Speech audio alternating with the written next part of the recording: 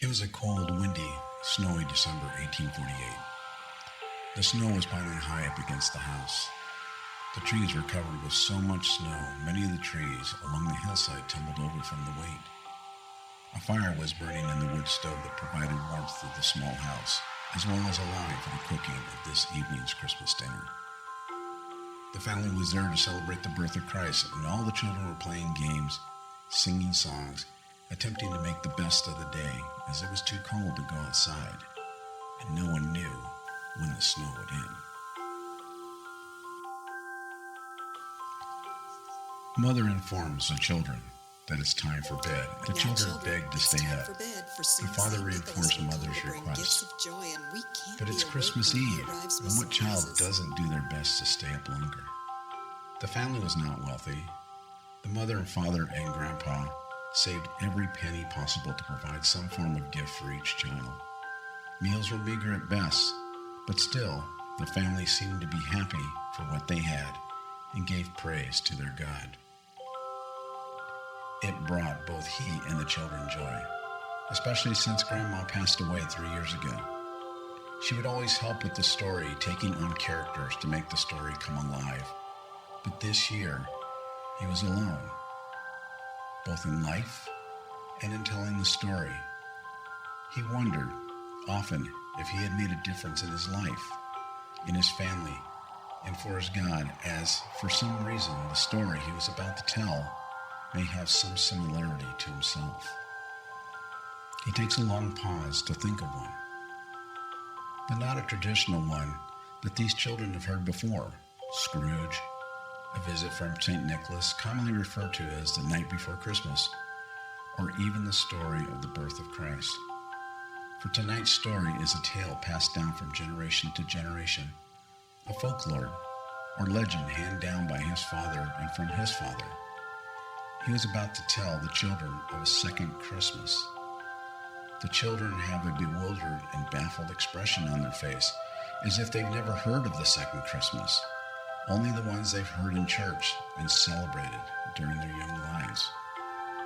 Grandpa begins telling them about the four wise men that traveled a great distance towards Bethlehem with gifts, gold, frankincense, and myrrh, to gaze their eyes of the coming King, the Savior, as foretold by an angel.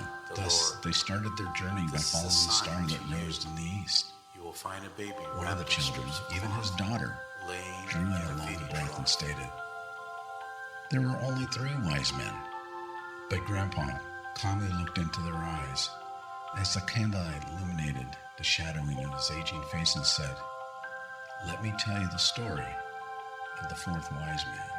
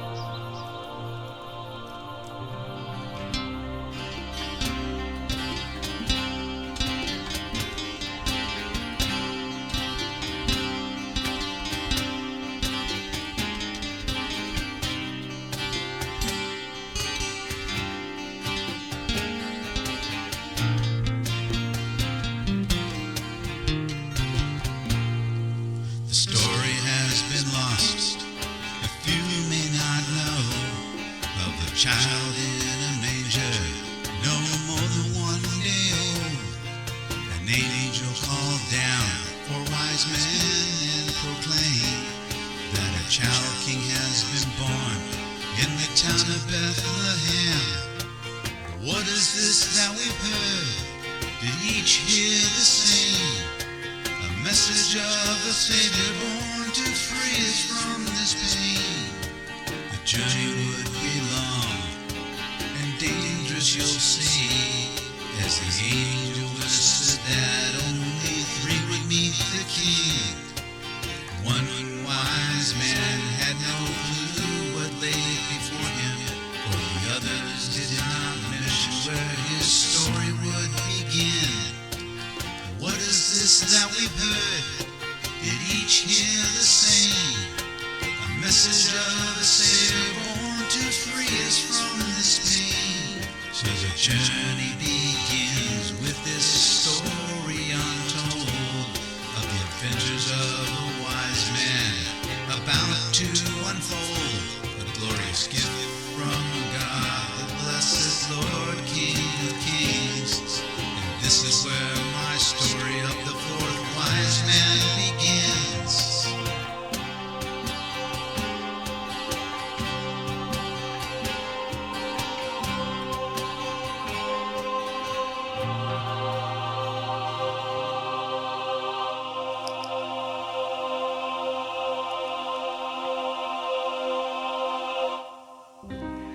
The stars in the heaven unfold a secret.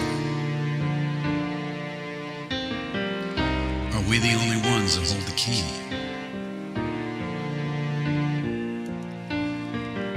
But within my heart I carry a doubt of what's to come. I can't turn back and ignore of what's to be. Why has he chosen us to see his light? Why has he chosen this of all nights? What will be the price? Am I in denial? To give up all I have to seek the child.